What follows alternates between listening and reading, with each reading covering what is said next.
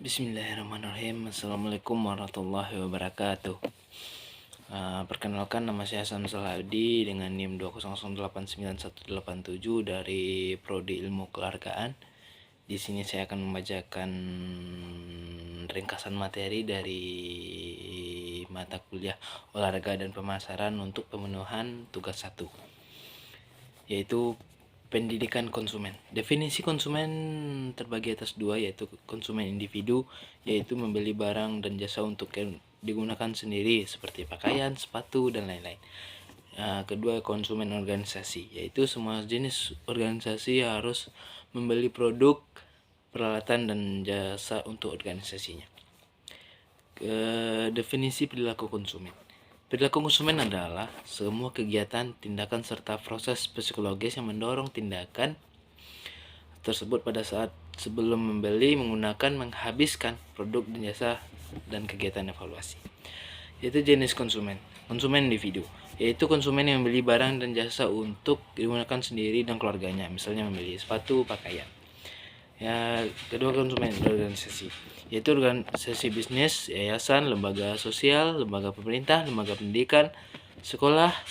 Semua organisasi ini membeli produk, barang, peralatan, dan jasa untuk menjalankan organisasinya.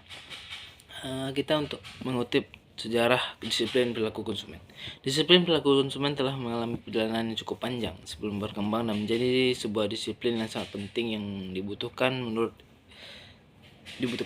Agel dan kawan-kawan 1990, konsumen merupakan salah satu landasan teori ekonomi mikro yang sangat esensial sebelum memahami mengenai teori peminatan dan teori perusahaan.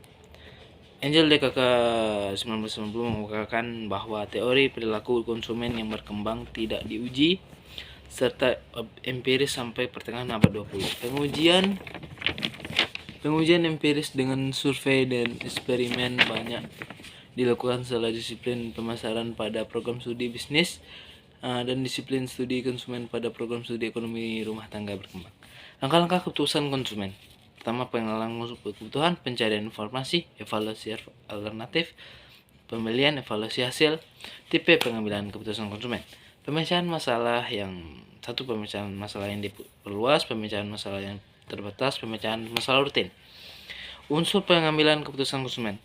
Sugisman dan Kanu mengemukakan model manusia adalah suatu model tingkah laku keputusan dari seorang individu berdasarkan 4 perspektif, yaitu manusia ekonomi, manusia pasif, manusia kognitif, dan manusia emosional.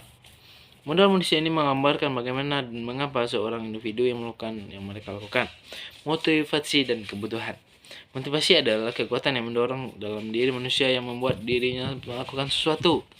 Disimpulkan bahwa motivasi muncul karena adanya kebutuhan yang dirasakan oleh konsumen. Kebutuhan sendiri muncul karena adanya konsumen merasakan tidak nyaman, state of tense, seantara seharusnya dirasakan dan sungguhnya dirasakan. Dorongan motivasi. Pertama, dorongan fisik, dorongan emosi, dorongan pengertian dan kognitif, dorongan atau lingkungan. Selanjutnya itu kepribadian. Kepribadian adalah pola perilaku yang konsisten dan bertahan lama, enduring, unik, individual, dan permanen yang membedakan dengan individu lainnya dan mempengaruhi respon individu terhadap lingkungan secara konsisten. Teori kepribadian.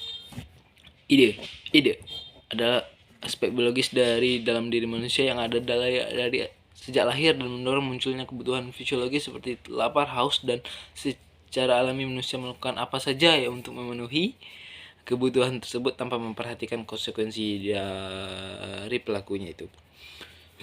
Kedua, superego adalah aspek psikologis dalam diri manusia yang menggambarkan sifat manusia untuk tunduk kepada norma sosial, etika, dan nilai-nilai masyarakat. Ketiga, ego adalah unsur yang biasa disadari dan dikontrol oleh manusia, menjadi penengah antara id dan superego, menyeimbangkan ingin dipenuhi oleh id dan yang dituntut oleh superego sesuai dengan norma sosial.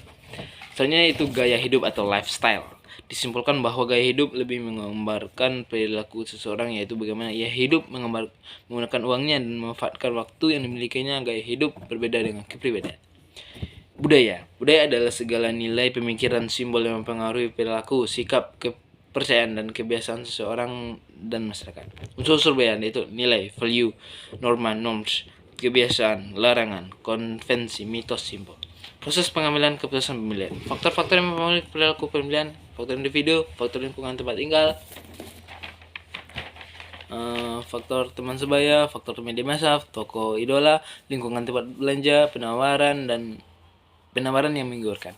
Jenis pemilihan: pemilihan yang terencana sepenuhnya, pemilihan yang separuh terencana, pemilihan yang tidak terencana. Segmentasi pasar adalah suatu proses pengemplokan pasar potensial ke dalam kelompok-kelompok konsumen yang berbeda berdasarkan persamaan kebutuhan atau karakteristik serta pemilihan satu atau lebih segmen-segmen untuk menjadi sasaran sebuah bauran pemasaran.